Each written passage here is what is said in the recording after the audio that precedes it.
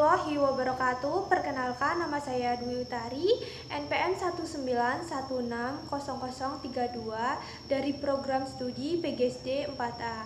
Di sini saya akan menjelaskan RPP yang saya buat mengenai keterampilan menulis puisi di kelas 4, tema 6, cita-citaku, dan subtema 2, hebatnya cita-citaku. Kegiatan menulis merupakan sebuah kegiatan yang dapat menggali pikiran dan perasaan mengenai suatu objek, memilih hal-hal apa saja yang akan ditulis, dan menuliskannya sehingga pembaca akan mudah memahaminya dengan jelas.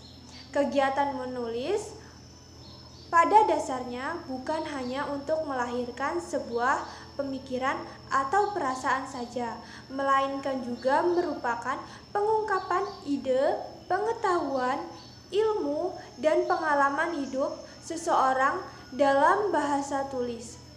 Oleh karena itu, menulis bukanlah merupakan kegiatan yang sederhana dan tidak perlu dipelajari, tetapi justru dikuasai. Menulis puisi merupakan wujud komunikasi tidak langsung yang menekankan pada ekspresi diri, emosi, gagasan, dan ide. Keterampilan menulis puisi merupakan proses aktivitas berpikir manusia secara produktif, ekspresif, serta didukung oleh proses pengetahuan, kebahasaan, dan teknik penulisan. Pembelajaran menulis puisi bukan suatu pekerjaan yang mudah jika kita menginginkan hasil yang baik. Kemampuan menulis puisi dapat diukur oleh semua siswa asalkan mau belajar dan berlatih dengan sungguh-sungguh. Sebab menulis puisi merupakan kemampuan yang dapat dipelajari. Oleh karena itu, sering ditemukan permasalahan yang terjadi pada saat proses pembelajaran menulis puisi berlangsung. Salah satu cara yang dapat digunakan guru untuk memudahkan siswa dalam menulis puisi yaitu dengan memberikan stimulus. Pada RPP yang saya buat, saya menggunakan media gambar berupa profesi-profesi yang ada di kehidupan sekitar kita. Contohnya ada dokter, ada petani, dan sebagainya.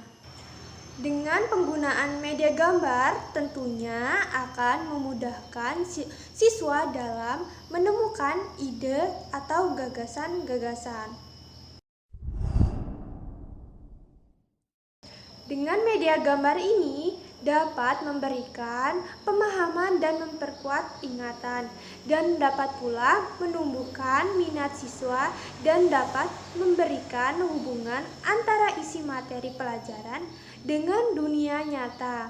Dengan begitu, media gambar ini dapat diartikan sebagai alat pembelajaran yang hanya bisa dilihat untuk memperlancar pemahaman dan memperkuat ingatan akan isi materi pelajaran.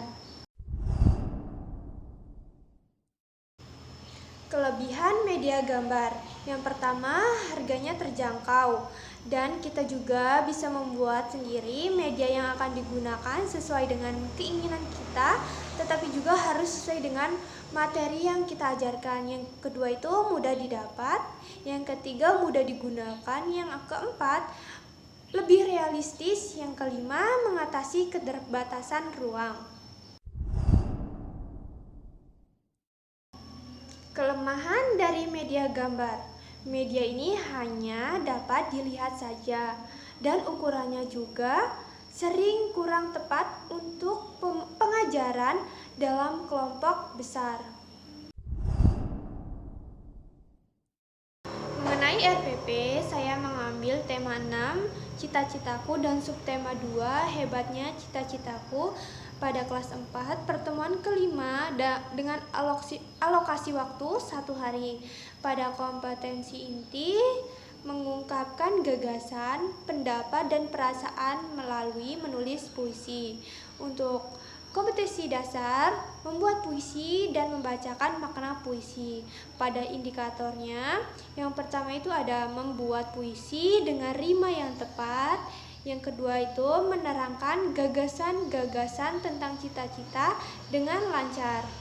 Untuk tujuan pembelajaran, yang pertama melalui kegiatan menulis, siswa mampu membuat sebuah puisi dengan menggunakan kata-kata dengan rima yang hampir sama dengan tepat.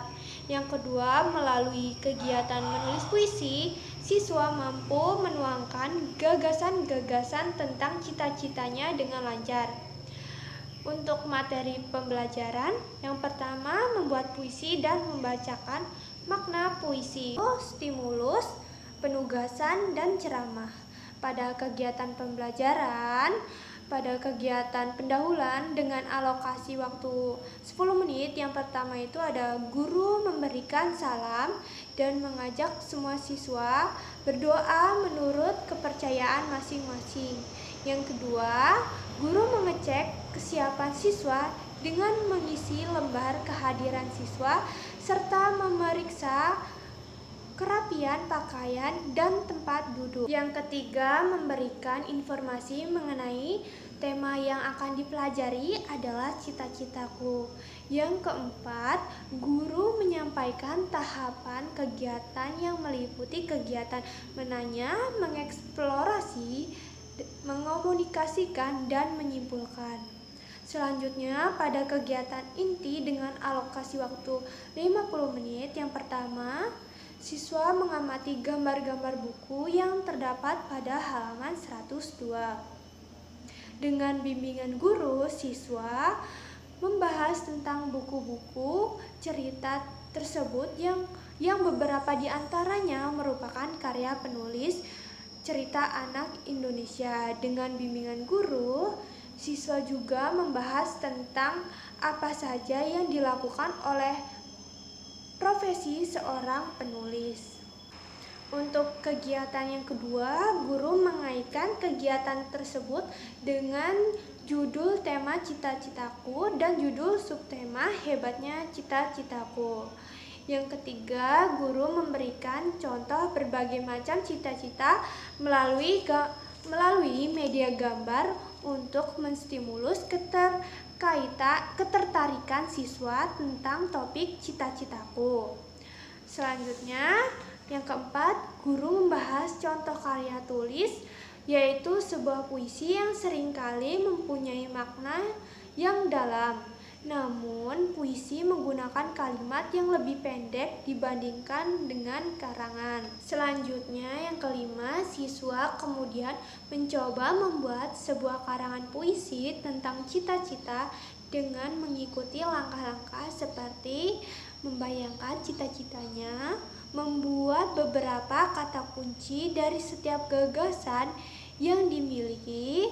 Selanjutnya, merangkai gagasan-gagasan sehingga menjadi puisi yang utuh. Selanjutnya, memilih kata-kata yang memiliki rima hampir serupa.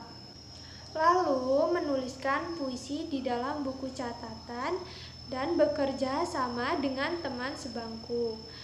Selanjutnya, bacakanlah puisimu kepada teman sebangkumu. Lalu, tukarkanlah puisimu dengan puisi milik teman sebangkumu. Lalu, menuliskan makna puisi tersebut di dalam sebuah paragraf. Selanjutnya, yang terakhir, membacakan makna puisi milik temanmu. Pada kegiatan penutup dengan alokasi waktu 15 menit, yang pertama, bertanya jawab mengenai materi yang sudah dibahas. Yang kedua, guru meminta pendapat kepada siswa mengenai materi yang sudah dibahas. Yang ketiga, guru melakukan penilaian hasil belajar. Yang terakhir, mengajak siswa berdoa untuk mengakhiri pembelajaran. Sekian dari penjelasan saya akhiri. Wassalamualaikum warahmatullahi wabarakatuh.